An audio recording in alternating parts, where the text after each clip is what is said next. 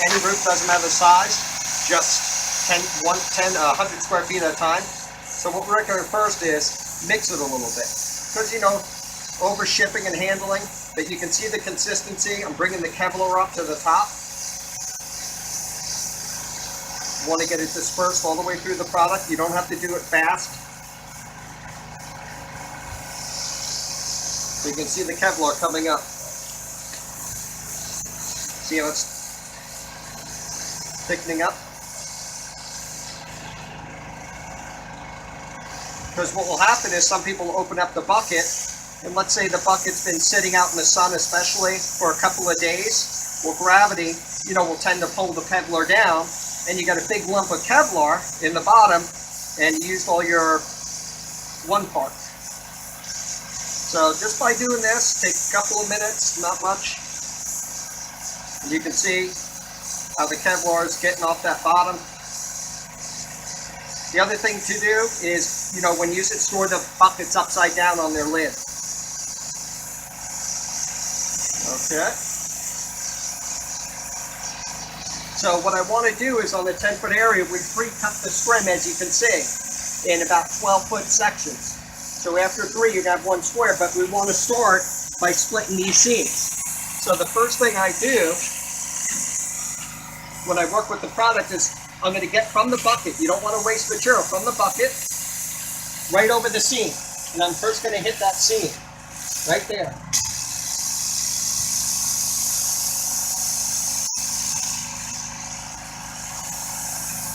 Make sure I got the product in there. I also like working with the roller head going in the direction that I'm pushing. Now I'm displacing a little bit of water here because the roof isn't totally dry, but I hit the seam first. But I can even move the bucket a little bit closer, so because I like working where I'm going to be.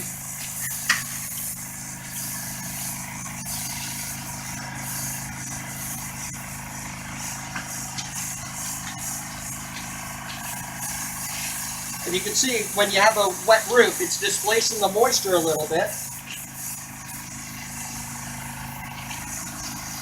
But most important, I want to get in that seam, so I'm forcing product into the seam.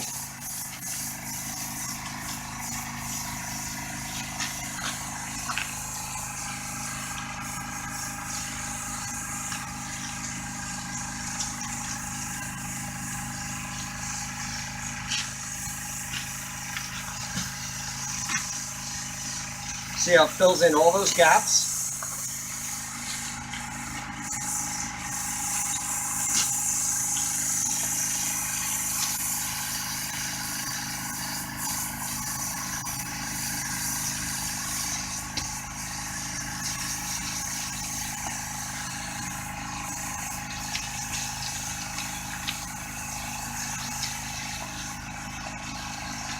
And the most important thing is get a thick base coat. And I'm just rolling it as wide as the scrim will be.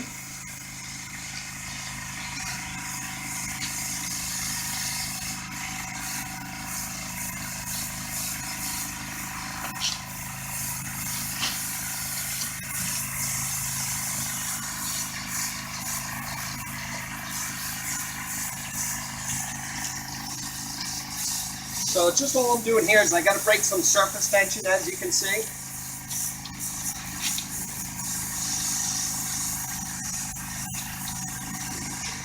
But once you break that surface tension, you can see how the product goes on.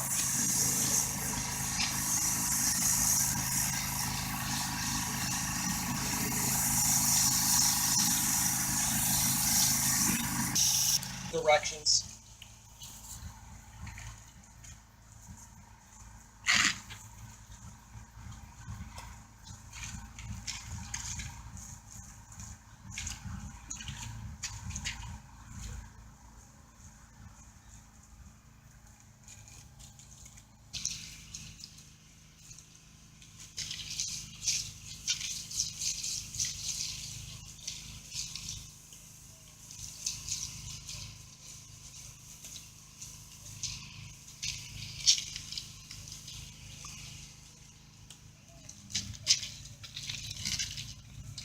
Okay, now we got the quality control screen. You ready? So we got the quality control. We lay the base of the product down. Now all we're going to do is, you got your areole in it? Yep. Okay, go up to your edge. Okay, a little more towards me. Yeah. Okay, and just lay it right down. And that's it. And so you can put the product in there. Then what I like doing, use a coarse stucco roller, little dry roller, real lightly. Start in the middle, tack your middle down. Just tack it down, 45-degree angles. Nice 45-degree angles.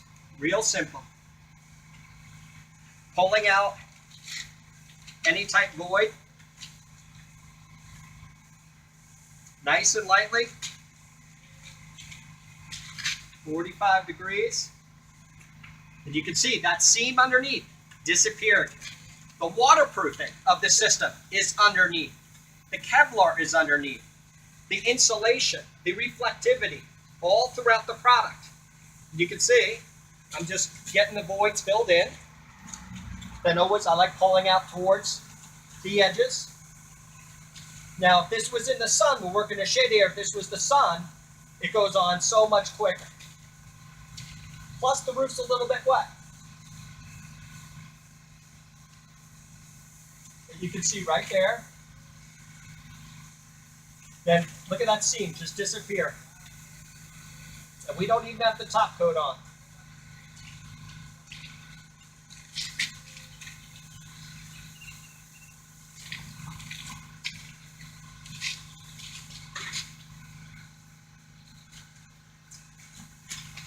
What you want to try to avoid doing, that's why I like this roller, if you're using a wet roller on top, when I put the top coat, you want to always break the surface tension, then lift up. But I like doing this. It gives the product a chance to start holding the scrim down. And save your walls for last. Save your detailing for last.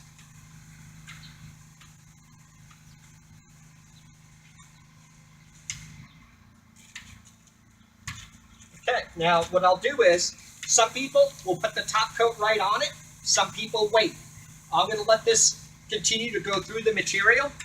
If the sun was out, its sun is out, but if it was directly on this scrim, you would notice that the product would even come up more through it. But over time, you'll watch the product come right up through the scrim. And I'm just working the edges so lightly. And I'm not worried about that wall because that's going to be detailed later, and they'll just overlap the scrim. The thing is, do your easy parts first. Get them done. But there's no way that can leak. I got the product underneath, and there's no way that can leak. From here, because now I know exactly how far we're going. Yeah. And I'm going to go right to about here with the overlap. Gotcha.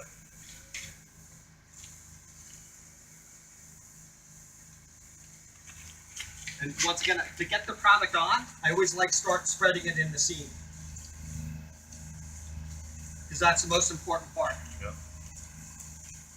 And then if you work it back, see my roller head will keep going back on. But now, I mean, this is a bonding agent. So I have the product. It's bonding that seam together with Kevlar. And then I'm going to have the scrim, which is a poly mesh, the same thing in single ply. But all we're doing is we're making your single ply roof without bringing it pre-cured from the manufacturer. We're bringing it and making the sheets right on your roof. And you can see all the cracks and voids. Work it in there first.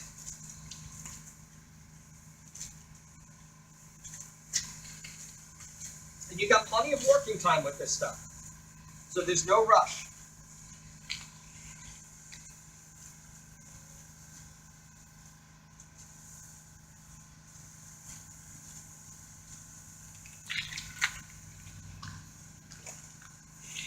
But you'll see a big difference when we get the video when we're in the sun part. You'll see a huge difference.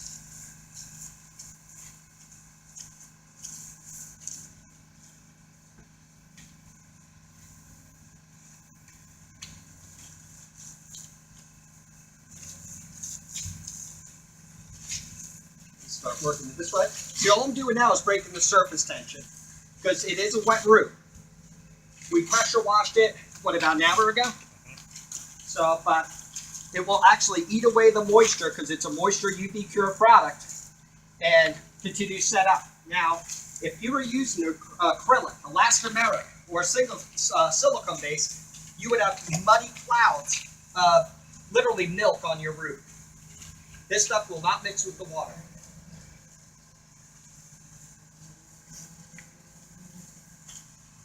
You can see it now, because I got my seam, the product's still there. But now what I'm going to do is, the most important part, just right here, drip a little bit, because I got to do an overlap here. So I'll put most here. And I want to pull away, because that's where I'm going to do my overlap.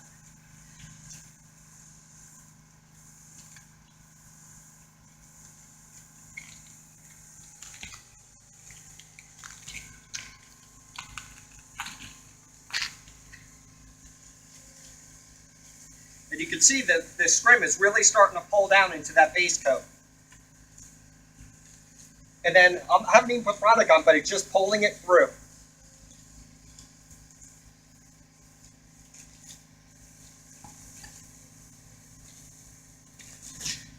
See, I don't want to waste too much product, so I'm just putting it down there. Most important are the edges. So I got a nice thick coat. So when I do the overlap of scrim, it's right there. And depending on your skill level with it, you can do a 4-inch overlap, 6-inch overlap. I really don't recommend going past 4 inches. Don't go less than that. If you've got extreme pounding water, where let's say you got like, it's going to be 8 to 12 inches, and you're in a cold section, thank goodness we're in Florida, do a double layer scrim. No big deal. Just do a double layer scrim. Ice is not going to be a problem.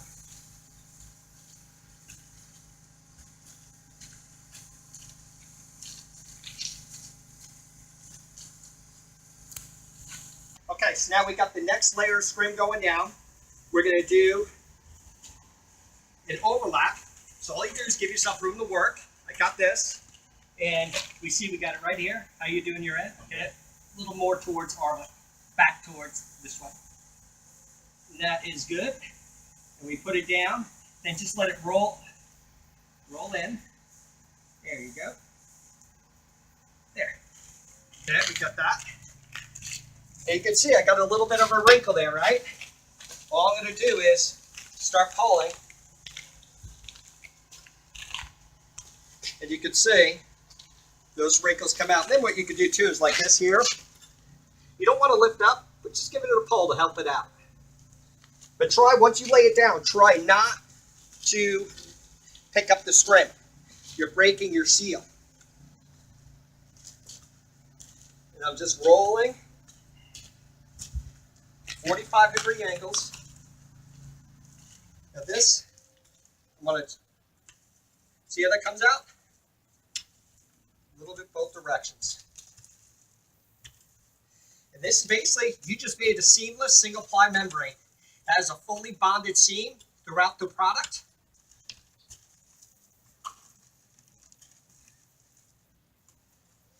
And we haven't even put the finish coat, the top coat on, which is the same thing. It's a one-step application. No primer coat, no base coat, no embedment coat. It's the same product out of the bucket for every stage, and you can do it all in the same day. And see, this is nice. It's a long pole. So what I do first is get it over the work area. So I'm going to drip it, because that's where I'm going. I always like starting in the middle, right there, because I want the center and not the pole. And then pick up that way. And then same thing this way, because that lap is most important.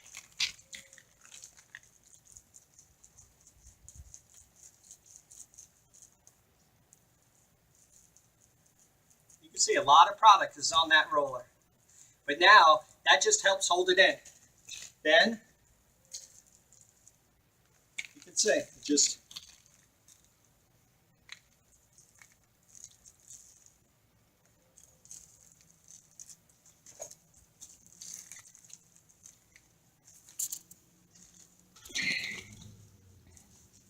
See, I want to get the product on the scrim. And then I'm just going to work it.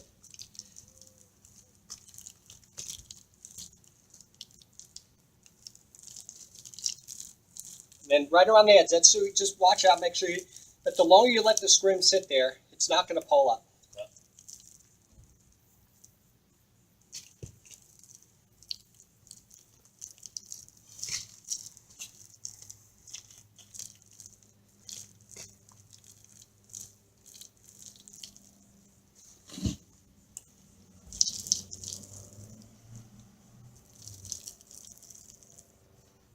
I still got stuff I can use there.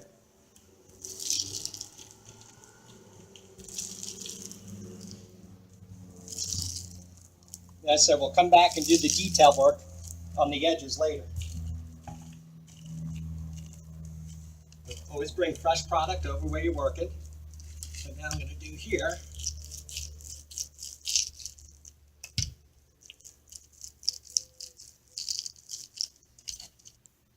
So a couple of things. We got the first base coat, scrim, and top coat on with a 4-inch overlap. When you can't see the scrim anymore, all the gray is covered, you're good to go. Okay, you got your millage on there to meet your 20-year warranty. The other thing is, once you start the sheet, it's similar to your granulated cap sheet. It's 3 feet wide. So you notice how we're keeping our split in the center. So your old seam that's bonded together will never leak with the Kevlar bonding agent is also in the middle of a Kevlar monolithic sheet that we're forming right over, just like a single ply. Okay, so basically now we're putting on the base coat where we'll put the third piece of scrim. This is going to be a 1 square area. So it really doesn't matter if it's residential or shopping mall. 1 square, 10 foot by 10 foot at a time. It's this easy. Now the thing to point out is, yes, the technology, the product, okay, it is an investment, but the labor is where you save. Now, if you had to tear off and get a crew and then dump all this old product out and put brand new base, how much labor intensive would this be? You're looking at a quick labor process, not 1-day primer coat, because most of the coatings need a primer coat to lock in this asphalt. Then you got to put their base coat, then their embedment coat, then their top coat, and you need 24 hours of good weather to 48 hours to let each section dry. We're doing it right away, nonstop, getting it done. It can rain right now, and my product's not washing away. Once again, what I try to do is always grab by the edge, get into your overlap section, got it down by you, a little more by you. There you go. Just get right in that overlap, and then I always work out, just let the sheet take it down, and there you go. Then all we're going to do is dry roller, start in the middle, nice and easy. So when you're doing your top coat, see how we overlap this way? So always put your product on the overlap, pushing towards here so you're not pulling the scrim up. So he's pushing in the direction of the overlap. And it doesn't matter, even though water's flowing this way, it doesn't matter with our water lap. It's all fully bonded. It can't get underneath the system.